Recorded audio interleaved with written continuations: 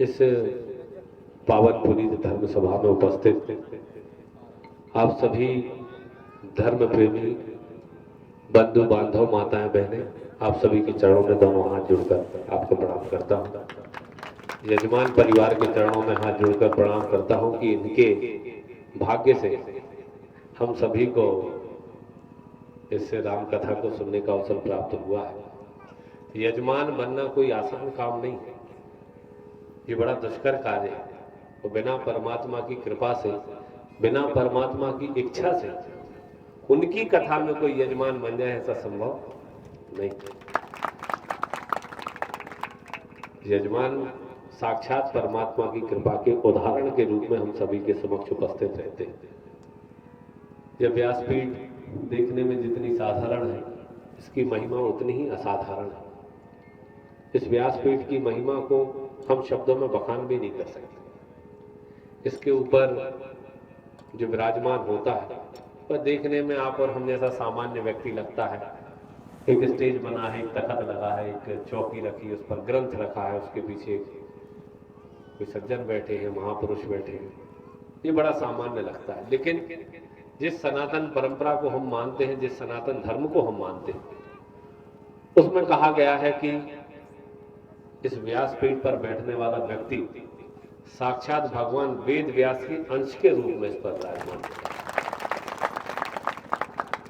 जो व्यक्ति व्यासपीठ पर बैठता है उसके अंदर साक्षात महर्षि वेद व्यास एक अंश के रूप में रहते हैं। और भले ही शरीर उनका हो, वाणी उनकी हो, जिह्वा उनकी हो, शब्द उनके हो, लेकिन अंदर से जो भाव निकल के आते हैं वह साक्षात परमात्मा के ही भाव हैं, भगवान वेद व्यास के।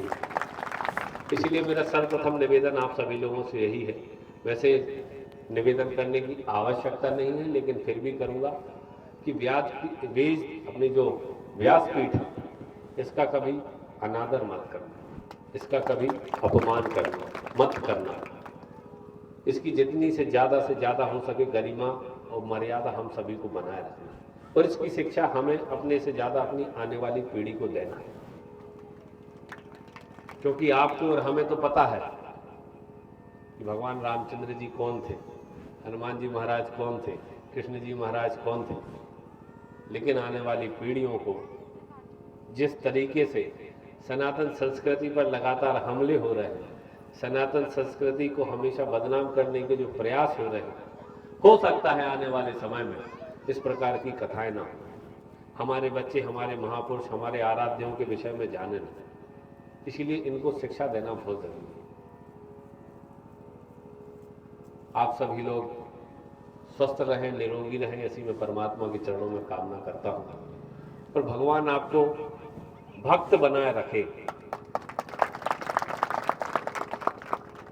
भगवान से बड़े भक्त होते हैं, यह स्वयं भगवान ने स्वीकार किया। अभी प्रसंग जो पूज्य महाराज जी का चल रहा था सीता हरण का, उस सीता हरण के प्रसंग में जो एक समय ऐसा आया कि जब सीता जी ने लक्ष्मण जी के ऊपर ही लांछन लगा दिया, उनके प्रति भी कटु शब्दों का इस्तेमाल। यद्यपि भगवान श्री राम वहां पर नहीं थे, लेकिन जब लक्ष्मण जी और श्री रामचंद्र जी आपस में मिले, जब लक्ष्मण जी उन्हें ढूंढते हुए आए, तो उस समय इन दोनों के वार्तालाप में यह बात निकल कर आई कि माता ने ऐसा कहा कि तुम जाओ, क्योंकि रामचंद्र जी ने पूछा था कि हमने तुम्हें वहां ड्यूटी दी थी, तुम ड्यूटी से कैसे आ गए? सुनने गई जो उनकी ड्यूटी में लगाओ तो नहीं ना भगा दो। उसके बाद जब सीता जी का हरण होता है तो कई बार रामचरितमानस में ऐसा प्रसंग आया कि कई लोगों ने भगवान की मंशा पर संशय प्रकट किया कि सर्वशक्ति समान होने के बाद भी, सामर्थ्यवान होने के बाद भी आप सीता जी को प्राप्त क्यों नहीं कर पा रहे, सीता जी को आप ढूंढ क्यों नहीं पा रहे? सुग्रीव जी ने संशय किया, स्वयं फिर बाद में अंत में लक्ष्मण जी ने भी संशय किया। सबका कहना ये होता था कि तुम तो अभिनय कर रहे हो, बंदरों को कहूं कहीं पश्चिम में चले जाओ, कहीं दक्षिण में चले जाओ, कहूं उत्तर में चले जाओ, अभिनय कर रहे हो, विलाप कर रहे हो, दुख प्रकट कर रहे हो, लेकिन आपके अंदर ऐसी लगता नहीं है कि आप सीता जी को स्वयं ढूंढना चाहते हैं। ऐसा क्या कारण है प्रभु? फिर हनुमान जी पहुंच गए लंका, खोज खबर लेकर आए। वो चौपाई मुझे याद नहीं है, लेकिन उस चौपाई का अर्थ ऐसा है कि सीता जी ने हनुमान जी से कहा था कि श्री रामचंद्र जी को अनुज समेत प्रणाम करना मेरी ओर से। जिस अनुज के लिए उसकी भाभी मां समान है, उस मां ने कहा कि रामचंद्र जी को अनुज समेत प्रणाम कीजिएगा मेरी ओर से हनुमान जी महाराज। जब हनुमान जी महाराज ने यह बात लक्ष्मण जी के सामने कही तो लक्ष्मण जी मूर्छित हो गए, और जब होश में आए तब तक रामचंद्र जी कह चुके थे कि हां, अब समय आ गया है सीता जी को ढूंढ के लाने का। ये जो पूरा प्रसंग है, यह राजेंद्र दास जी महाराज जब सुनाते हैं तो उनका मनोभाव यह होता है कि ईश्वर के लिए, परमात्मा के लिए भक्त से बड़ा कोई नहीं होता।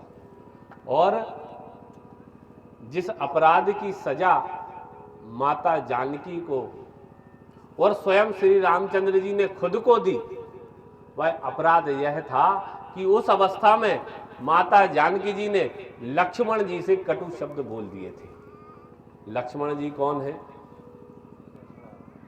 साक्षात भक्त मूर्ति है लक्ष्मण जी, रामचंद्र जी के भक्त हैं लक्ष्मण जी। तो भले ही सीता जी उनकी प्रेयसी, उनकी पत्नी, धर्म पत्नी होने के बाद भी जब तक सीता जी ने अपने शब्दों के प्रति माफी नहीं मांगी, तब तक रामचंद्र जी ने संकल्प सिद्ध नहीं किया। जब उन्हें पता चल गया कि भक्त अपराध के प्रति क्षमा मांग ली गई है, तब रामचंद्र जी लंका विजय के लिए निकले। भगवान खुद के प्रति हुए अपराधों को भी क्षमा कर देते, लेकिन भक्तों के प्रति हुए अपराधों को क्षमा नहीं करते। इसीलिए मैंने व्यासपीठ से और रामचंद्र जी महाराज की और हमारे हनुमान जी महाराज के चरणों में आप सभी के लिए यह मांगा कि भगवान आपको भक्त बनाए रखें। भगवान बनने में उतना सुख नहीं है, इंसान बनने में उतना सुख नहीं है जितना सुख भक्त बनने में। क्यों? भक्त की रक्षा साक्षात परमात्मा ही करता है, और जिसकी रक्षा परमात्मा करे उसे डरने की क्या आवश्यकता है। जब तक आप इंसान हो, सामान्य इंसान हो, आप किसी के भक्त नहीं हो, तब तक 17 प्रकार की परेशानियां आपको सताएंगी, 17 प्रकार के भय आपको डराएंगे। लेकिन जिस दिन आप अपना सर्वस्व ईश्वर के चरणों में समर्पित कर दोगे, सारे भय से आपको मुक्ति मिल जाएगी, सारी चिंताओं से आपको मुक्ति मिल जाएगी। लेकिन अपने शरीर को उस प्रकार से आपको बनाना पड़ेगा। संतों ने कहा है कि यह जो मनुष्य योनि है, जो 84 लाख योनियों में एक बार मिलती है, यह सबसे श्रेष्ठ योनि है। और उन्हीं संतों ने सबसे निकृष्ट योनि भी इसी मनुष्य योनि को बताया। उनका कहने का तात्पर्य यह है कि आप संसार के सारे पुण्य कर्म जब मनुष्य बनते हो तभी आप कर पाते हैं। भगवान का भजन आप कर पाओगे, दान कर पाओगे, दक्षिणा दे पाओगे, सत्कर्म कर पाओगे, किसी की सहायता कर पाओगे। यह सारी चीजें पुण्य कर्म मनुष्य योनि में होने के बाद ही होते हैं।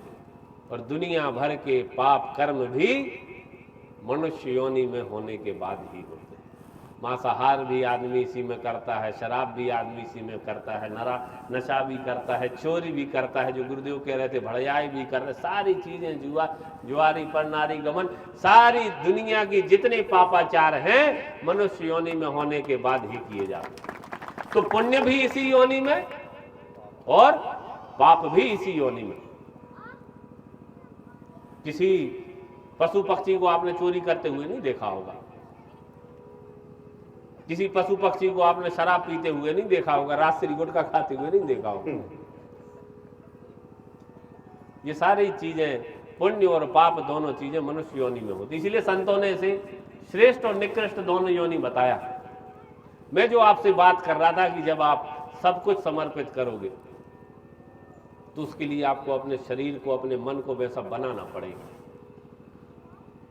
रोज पूजा पाठ जब आप करते हो तो आप बहुत अच्छे से ध्यान कीजिए कि जब आप ईश्वर में अपना ध्यान लगाने का प्रयास करते हो तो क्या केवल ईश्वर आपको ध्यान में आता है? ऐसे कितने लोग हैं, अगर मैं हाथ खड़े करवाऊं कि आप ध्यान लगाओ 2 मिनट का, शंकर जी का ध्यान लगाओ, तो 2 मिनट तक केवल शंकर जी आपको दिखे, ऐसा कोई है क्या? एक भी आदमी नहीं मिलेगा। जैसे ही आप ध्यान लगाओगे तो खेत की स्टार्टर की मोटर याद आ जाए। अगर चूल्हे पे दूध चढ़ो है तो दूध को ध्यान आन लगे, भैया कछु लेवे दमो गाँव है और सवेरे से उनको फोन नहीं आओ तो शंकर जी को ध्यान कर तो भैया की याद आ जाए। ये हमारी मन की स्थिति है। ऐसी मन की स्थिति वाले लोग भक्त नहीं बन पाते।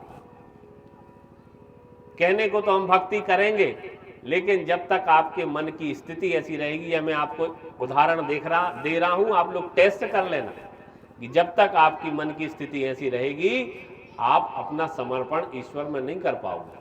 आप सोचोगे भी कि हमने तो सब कुछ ईश्वर के लिए समर्पित कर दिया, अब तो भगवान ही के हाथ में हमारी नैया है। लेकिन भगवान को आपके पैसा नहीं चाहने, भगवान को आपको समय नहीं चाहने, भगवान को आपकी प्रॉपर्टी नहीं चाहने, भगवान को आपकी खेती नहीं चाहने। आदमी कहते ना कि हमने जो मंदिर बनवा था हम बहुत बड़े भक्त हो गए, भगवान को जो नहीं चाहने, भगवान को आपके भाव चाहिए। जब तक आपका भाव ऐसा नहीं होगा कि जब आप भगवान के ध्यान में बैठो तो केवल भगवान का स्वरूप ही आपके ध्यान में आए, तब तक मान करके चलिएगा कि आपका समर्पण पूरा नहीं हुआ। और जिस दिन आप उस अवस्था में पहुंच जाओगे कि आंख बंद करोगे तो परमात्मा के दर्शन हो, आंख खोलो तो परमात्मा के दर्शन हो, तब आप मानकर चलिएगा कि आपका समर्पण पूरा होगा। और जिस दिन आपका समर्पण पूरा होगा, आपके शरीर की, आपके मन की, आपके जीवन की सारी चिंताएं, सारी परेशानियां खत्म हो जाएंगी। क्यों? क्योंकि उसके बाद आपके जीवन का ठेका परमात्मा ले लेगा। लेकिन अपने शरीर को उतना व्याकुल करो कि परमात्मा से प्राप्ति के लिए आपका शरीर, आपका मन व्याकुल हो सके। हाँ, एक चीज मैं आपको बताऊं कि वर्तमान में कुछ कुचक्र ऐसे चल रहे हैं जो हमारी सनातन परंपरा को, हमारी आस्थाओं को चोट पहुंचाने का काम करते हैं। रामचरितमानस का यहाँ पर पाठ चल रहा है, श्री राम जी की कथा चल रही है। वर्तमान में आपने देखा होगा कि कुछ अधर्मी लोग रामचरितमानस को प्रतिबंधित करने की बात कर रहे हैं। आप सोचिए कि हम कैसे समय में आ गए। आज समाज में किसी से कोई भेदभाव नहीं रहा। आज समाज में किसी प्रकार की कोई छुआछूत नहीं रही। आज समाज में किसी प्रकार की कोई ऊंच नीच नहीं रही। फिर ऐसे समय में जब सर्व हिंदू समाज एकजुट हो रहा है, जब सर्व हिंदू समाज की वर्ग, हर जाति, हर वर्ण के लोग एकजुट होकर एक साथ उठ रहे हैं, बैठ रहे हैं, तब हमारे आराध्यों पर, हमारे ग्रंथों पर, हमारी आस्थाओं पर चोट करने का एक कुचक्र बड़ी तेजी के साथ चलाया जा रहा है। यह रामचरितमानस हम नहीं, हमारे पुरखे बांचते आए हैं, हमारे पुरखे पढ़ते आए हैं। आपकी साथ साथ पैरियों पहले से लोग रामचरितमानस पढ़ रहे हैं। क्या रामचरितमानस ने कभी आपको किसी से भेदभाव करना सिखाया है क्या? क्या कभी रामचरितमानस की किसी चौपाई को पढ़कर आपने किसी के ऊपर गलत दृष्टि डाली है क्या? चंद चौपाइयों को पढ़कर, चंद चौपाइयों को पकड़कर उनके अर्थ का अनर्थ बनाकर हमारे आराध्यों के ऊपर, उनके चरित्रों के ऊपर लांछन लगाने का और प्रश्न चिन्ह खड़ा करने का काम किया जाए। बाबा तुलसीदास जी ने, गोस्वामी तुलसीदास जी ने रामचरितमानस लिखी, साक्षात परमात्मा की कृपा से लिखी, साक्षात परमात्मा की इच्छा से लिखी। साक्षात परमात्मा ने जब उन्हें दर्शन दिए तब वह चीज संभव हो पाई। तो जिस संत को, महापुरुष को साक्षात परमात्मा दर्शन दे, कृपा करें, क्या वह व्यक्ति गलत हो सकता है? अगर बाबा तुलसीदास गलत है तो हमारे श्री रामचंद्र जी भी गलत है। क्यों? क्योंकि आज हम ये मानते हैं कि गलत आदमी का संग देने वाला गलत होता है। मानते हैं कि नहीं? अगर रामचरितमानस किसी गलत चीज को देती है, किसी गलत चीज को सिखाती है, तो बाबा तुलसीदास भी गलत है। और अगर तुलसीदास जी को दर्शन देने के लिए भगवान श्री राम आए, मर्यादा पुरुषोत्तम श्री राम आए, तो क्या मर्यादा पुरुषोत्तम श्री राम भी गलत है? ना हमारे भगवान गलत है, ना हमारे आराध्य गलत है, ना हमारे संत गलत है, ना हमारे ग्रंथ गलत है। उन्हें गलत देखने वालों, तुम गलत हो, तुम्हारी दृष्टि गलत है, तुम्हारा चरित्र गलत है, तुम्हारा स्वभाव गलत है। और ये कुचक्र पहले सफल हो सकते थे, लेकिन अब वर्तमान में यह कुचक्र, यह षड्यंत्र कभी सफल नहीं होंगे इस भारत की धरती पर। क्यों? क्योंकि इस भारत की धरती पर केवल पुरुष ही नहीं, बहुत बड़ी संख्या में मातृ शक्ति भी सनातन धर्म की रक्षा के लिए यहां पर बैठी हुई है। ये जो मातृ शक्ति हमारे यहां पर इतनी बड़ी संख्या में विराजमान है ना, यह केवल कथा सुनने के लिए नहीं आई। हमारे देश में धर्म को बचाए रखने की सबसे बड़ी जवाबदारी इन्हीं मातृ शक्ति की है। यही बच्चों में संस्कार देती है, पुरुष नहीं देते। बच्चे के जन्म के साथ प्रथम गुरु उसकी माता होती है। तो यह गुरु भी है और यह सैनिक भी है, यह योद्धा भी है। सनातन संस्कृति को बचाने के लिए सबसे बड़ा अगर प्रण किसी ने लिया है तो सनातन संस्कृति की मातृ शक्ति ने लिया। मैं प्रणाम करता हूं आपको और निवेदन करता हूं मातृ शक्ति आपसे कि जब भी कोई हमारे आराध्यों पर, हमारे संतों पर इस प्रकार के लांछन लगाए, इस प्रकार के आरोप लगाए, तो पुरुषों को आगे आने से पहले मातृ शक्ति आकर ऐसे निकृष्ट लोगों का मुंह तोड़ जवाब दे। ऐसा मेरा आप सभी के चरणों में निवेदन है। पूज्य महाराज जी, आपके चरणों में बारंबार प्रणाम करता हुआ, काफी सुंदर, बहुत सुंदर कथा आपके श्रीमुख से यहाँ पर चल रही थी, लेकिन चूंकि मेरे आगे कार्यक्रम है और पता नहीं भगवान ने ऐसा सिस्टम बना रखा है कि इतना ही सुन पाते, अपन पूरी सुन ही नहीं पा रहे। अपन ने खुद भी आप सब जनों के सहयोग से कराई तो भी बहुत कम सुन पाए, व्यवस्थाओं में ही लगे रहे, कुवारो को जा रहा जो ही लगो। एक विशेष रूप से हमारे केकरा के रामायण मंडल के लोगों की मैं बहुत प्रशंसा करना चाहूंगा, बहुत धन्यवाद देना चाहूंगा, हार्दिक शुभकामनाएं देना चाहूंगा कि ऐसा भक्ति भाव मैंने किसी और में नहीं देखा। गड़ाकोटा में आयोजित श्री भक्तमाल और श्रीमद् भागवत कथा में वर्ल्ड रिकॉर्ड बनाया इन लोगों ने। ये मान के चलो कम से कम 5-6 लाख आदमियों के लिए तिलक लगाया होगा, 5-6 लाख आदमियों के लिए, और बड़े प्रसन्न होकर, और प्रसन्नता के साथ साथ ऐसे नहीं कि बलाए टार दी, आओ ले ले ले ले ले, इतनी व्यवस्थित तरीके से प्रत्येक व्यक्ति को जैसा यहां पर लगा हुआ है, इतने व्यवस्थित तरीके से बड़े भक्ति भाव के साथ प्रत्येक व्यक्ति के माथे को, ललाट को तेजोयमान करने का काम हमारे इस रामायण मंडल केकरा ने किया। इनकी महिमा तो इतनी ज्यादा हो गई है कि गड़ाकोटा तो ठीक है, दमोह जिला के आदमी बुलाने लगे इन की सेवा को देख के।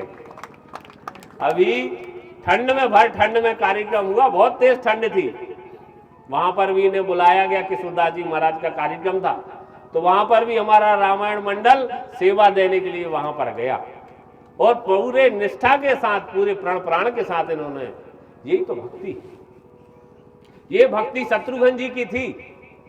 शत्रुघ्न जी के विषय में बहुत कम बोला गया है पूरे मानस में या हमारी वाल्मीकि रामायण में, लेकिन बड़े बड़े साधु संतों ने जब खोज की तो अन्य अन्य ग्रंथों में उन्हें शत्रुघ्न जी की महिमा का भी बड़ा बखान मिला। रामचंद्र जी के विषय में कहा जाता है कि उनके धर्म का प्राण सामान्य था, माने सामान्य उनका धर्म था। लक्ष्मण जी का कहा जाता है कि विशेष धर्म था, जो उन्होंने अपने भैया की सेवा की, भैया को ही भगवान मानकर सेवा की, भैया को ही धर्म मानकर सेवा की, इसीलिए लक्ष्मण जी के धर्म को रामचंद्र जी के धर्म से बड़ा माना जाता है, विशेष धर्म कहा जाता है। और उनसे भी ज्यादा बड़ा धर्म भरत भैया का माना जाता है, विशेषतर धर्म कहा जाता है। सामान्य धर्म रामचंद्र जी का, विशेष धर्म लक्ष्मण जी का, विशेषतर धर्म भरत जी का। क्यों? क्योंकि भरत जी ऐसे आदमी थे जिनका कोई कसूर नहीं था, लेकिन पूरे 14 वर्ष वह अपने आप को अपराधी मानकर जनता की सेवा करते रहे, दिन रात रोते रहे। भरत जी रामचंद्र जी को लेने गए, पूरे परिवार के साथ गए, पूरी अयोध्या के साथ गए, पूरी जनकपुरी के साथ गए। जब रामचंद्र जी का मन भी बनने लगा कि चलो हम लौटते हैं, तो रामचंद्र जी ने कहा कि लौट तो जाऊंगा लेकिन दुखी रहूंगा कि पिता का दिया हुआ वचन नहीं निभा पाया। इतने में भरत जी रुक गए। भरत जी ने कहा नहीं, आप दुखी होगे, यह मुझे सबसे ज्यादा कष्ट की चीज लगेगी, इसीलिए मैं वापस जाता हूं। सबको वापस ले जाने की जवाबदारी भरत जी ने ली। भरत जी के लिए श्री रामचंद्र जी की खुशी से बढ़कर कोई खुशी नहीं थी, इसीलिए उनके धर्म को विशेषतर धर्म कहा जाता है। अब रहे शत्रुघ्न भैया। शत्रुघ्न भैया के विषय में बहुत कम कहा गया, लेकिन संतों ने विशेषतम धर्म की संज्ञा, विशेषतम धर्म का परायण अगर किसी ने किया तो शत्रुघ्न भैया ने किया। शत्रुघ्न भैया के विषय में कहा जाता है कि शत्रुघ्न भैया ने कभी रामचंद्र जी के चेहरे को नजर भर के देखा ही नहीं। क्यों नहीं देखा? रामचंद्र जी का सौंदर्य ऐसा था कि तीनों लोकों में रामचंद्र जी के बराबर सुंदर व्यक्ति कोई नहीं था, जिसको देखने के लिए स्वयं परमात्मा शिव शंकर भोलेनाथ आतुर रहते थे।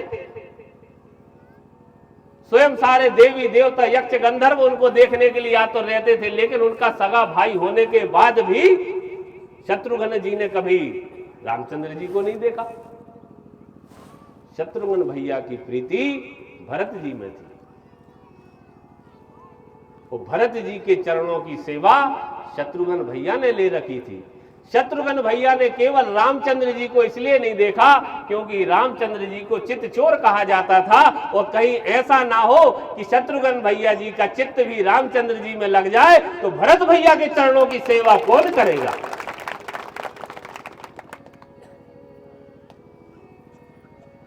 भरत भैया ने शत्रुघ्न को शासन चलाने की जवाबदारी दी थी,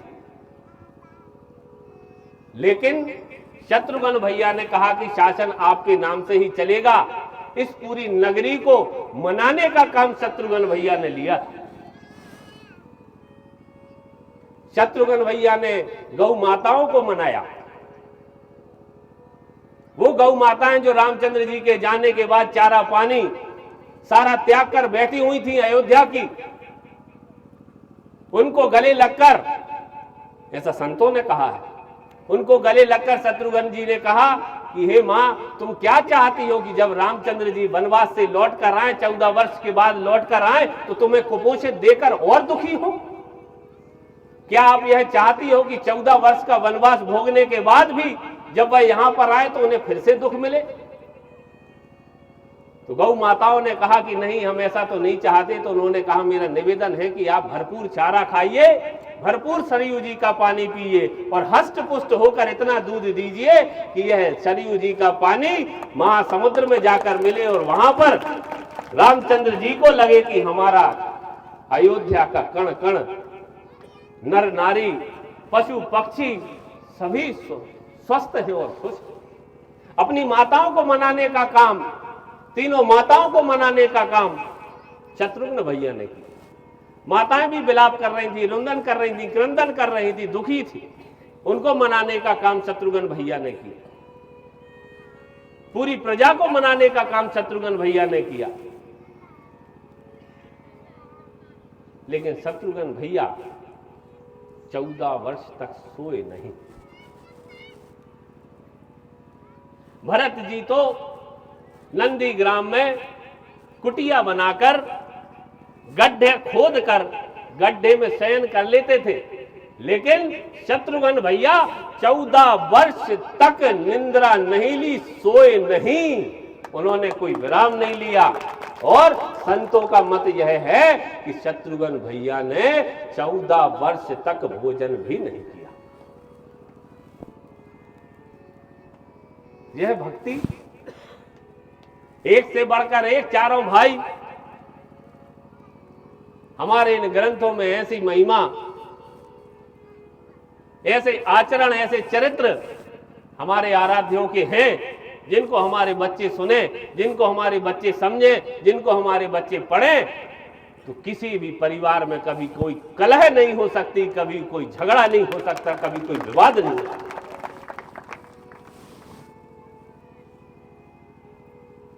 मैं कोटि कोटि धन्यवाद करता हूं रामायण मंडल केकरा का, जिन्होंने मुझे यहाँ पर आमंत्रित किया और आप सभी के दर्शन करने का सौभाग्य मुझे मिला। पूज्य गुरुदेव तिवारी जी महाराज के चरणों में बारंबार प्रणाम करता हूँ। आपकी वेद व्यासपीठ पर आप विराजमान रहे और हमारे समस्त केकरा वासियों के लिए आप विशेष आशीर्वाद दें कि यह सभी लोग भक्ति भाव से भरे रहे, इनके ऊपर परमात्मा की कृपा रहे। आप सभी के चरणों में कोटि कोटि प्रणाम। आप सभी कहते हैं बहुत बहुत आभार, बहुत बहुत धन्यवाद। बोलिए रामलला सरकार की, हनुमान जी महाराज की बहुत बहुत धन्यवाद। धन्यवाद। परम आदरणीय, परम सम्माननीय पंडित श्री अभिषेक भार्गव, जोरदार तालियां।